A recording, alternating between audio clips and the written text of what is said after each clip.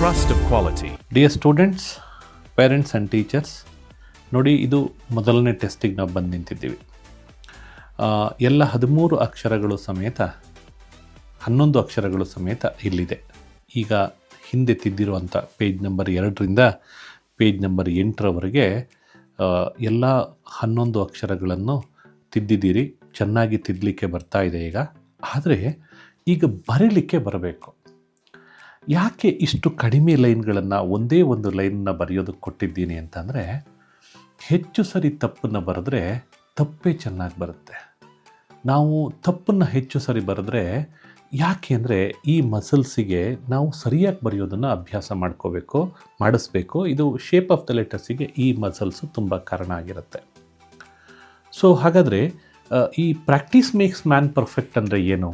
ಇದು ಹ್ಯಾಂಡ್ ರೈಟಿಂಗಿಗೆ ಹೊಂದಿಕೆ ಆಗುತ್ತಾ?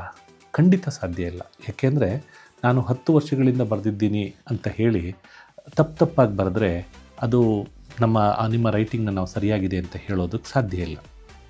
ಅಂದರೆ for handwriting, perfect practice makes man perfect holds good for handwriting. ಅಂದರೆ practice should be a perfect one. ಅದಕ್ಕಾಗಿ ಎಲ್ಲೂ ಸಮೇತ ಬರೆಯೋದಕ್ಕೆ ಕೊಟ್ಟಿಲ್ಲ. ಇನ್ನೂ ಒಂದು ವಿಷಯ ಏನಂದರೆ, practice makes not only perfect, it makes permanent. ಅಂದರೆ ಅಭ್ಯಾಸ ಕೇವಲ ಮನುಷ್ಯನನ್ನು ಪರಿಪೂರ್ಣರನ್ನಾಗಿ ಮಾತ್ರ ಮಾಡೋದಿಲ್ಲ, ಆ ಅಭ್ಯಾಸಗಳು ಶಾಶ್ವತವಾಗಿ ಉಳ್ಕೊಳ್ಳೋ ಥರನೂ ಆಗುತ್ತೆ. ಅಭ್ಯಾಸ ಕೆಟ್ಟದ್ದಾಗಿರ್ಬೋದು ಅಥವಾ ಒಳ್ಳೆಯದಾಗಿರ್ಬೋದು, ಆದರೆ ಆ ಅಭ್ಯಾಸಗಳು ಶಾಶ್ವತವಾಗಿ ಉಳ್ಕೋತವೆ. ಹಾಗಾಗಿ ನಾವು ಏನನ್ನು ಅಭ್ಯಾಸ ಮಾಡ್ತಾ ಇದ್ದೀವಿ ಅನ್ನೋದು ತುಂಬ ಇಂಪಾರ್ಟೆಂಟ್. ಒಳ್ಳೆಯ ಅಭ್ಯಾಸಗಳನ್ನು ಮಾಡಿಕೊಂಡಿದ್ದರೆ ಆ ಅಭ್ಯಾಸಗಳಿಂದ ನಿಮಗೆ ಲಾಭ ಆಗುತ್ತೆ. ಕೆಟ್ಟ ಅಭ್ಯಾಸಗಳನ್ನು ಮಾಡಿಕೊಂಡಿದ್ರೆ ಅದು ನಷ್ಟವಾಗುತ್ತೆ. ಸೊ ಈಗ ನೀವು ಈ ಅಕ್ಷರಗಳು ಒಂದೊಂದು ಅಕ್ಷರಗಳನ್ನು ಎಡದಿಂದ ಬಲಕ್ಕೆ ತಿದ್ದೋದಕ್ಕಿಂತ ನಿಮಗೆ ಹೆಚ್ಚು ಲಾಭ ಆಗಬೇಕು ಅಂದರೆ ಮೇಲಿಂದ ಕೆಳಗೆ ತಿದ್ದೋದು ತುಂಬ ಇಂಪಾರ್ಟೆಂಟ್. ನೋಡಿ, ಈ ಗುಂಡಕ್ಷರದ ಸ್ಟ್ರೋಕ್ ಏನಿದೆ ಇದನ್ನು ಮೇಲಿಂದ ಕೆಳಗೆ ಈ ಥರ ತಿತ್ತಾ ಬಂದರೆ ಮೇಲಿಂದ ಕೆಳಗೆ ಬರ್ತಾ ಬರಬೇಕು.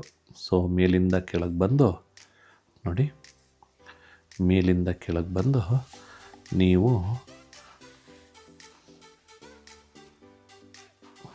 ಲೈನ್ ಮೇಲೇ ತಿದ್ದಬೇಕು. ಮೇಲಿಂದ ಕೆಳಗೇ ತಿತ್ತಾ ಇರಬೇಕು. ಲೈನ್ ಮೇಲೇ ಸರಿಯಾಗಿ ತಿದ್ದಬೇಕು. ಮೇಲಿಂದ ಕೆಳಗೆ ತಿದ್ದಿ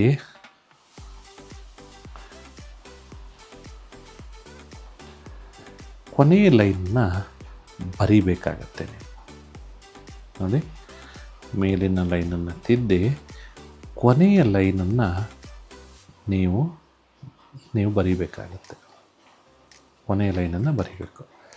ಹಾಗೆಯೇ ರಾ ಅಕ್ಷರವನ್ನು ನೀವು ಮೊದಲು ತಿದ್ದಬೇಕು.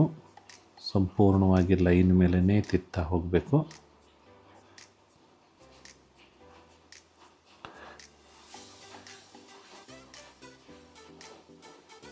ಮೇಲಿಂದ ಕೆಳಗೆ ತಿದ್ದಿದಾಗ ಆ ಅಕ್ಷರ ತುಂಬ ಚೆನ್ನಾಗಿ ಬರುತ್ತೆ ನಿಮಗೆ.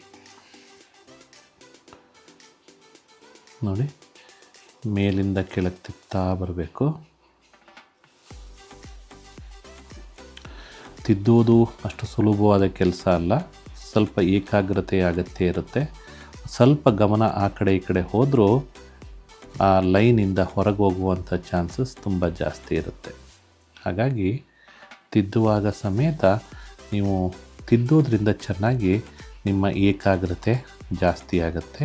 ಸೊ ಕಾನ್ಸಂಟ್ರೇಷನ್ ಜಾಸ್ತಿ ಆಗೋದ್ರ ಜೊತೆಗೆ ಕಾನ್ಫಿಡೆನ್ಸ್ ಬರುತ್ತೆ, ಕನ್ಸಿಸ್ಟೆನ್ಸಿ ಬರುತ್ತೆ. ಸೊ ಹಾಗಾಗಿ ಹೀಗೆ ಮೇಲಿಂದ ಕೆಳಗೇ ತಿತ್ತಾ ಹೋಗಬೇಕು. ನೋಡಿ, ಹೀಗೆ ಬರಿತಾ ಹೋಗಬೇಕು. ಸೊ ಪ್ರತಿಯೊಂದು ಅಕ್ಷರಗಳನ್ನು ನೀವು ಮೇಲಿಂದ ಕೆಳಗೆ ಹೀಗೆ ಎಲ್ಲ ಅಕ್ಷರಗಳನ್ನು ತಿದ್ದಿ ಕೊನೆಯ ಅಕ್ಷರ ಲೈನು ತುಂಬ ಚೆಂದ ಬರುತ್ತೆ. Okay, thank you.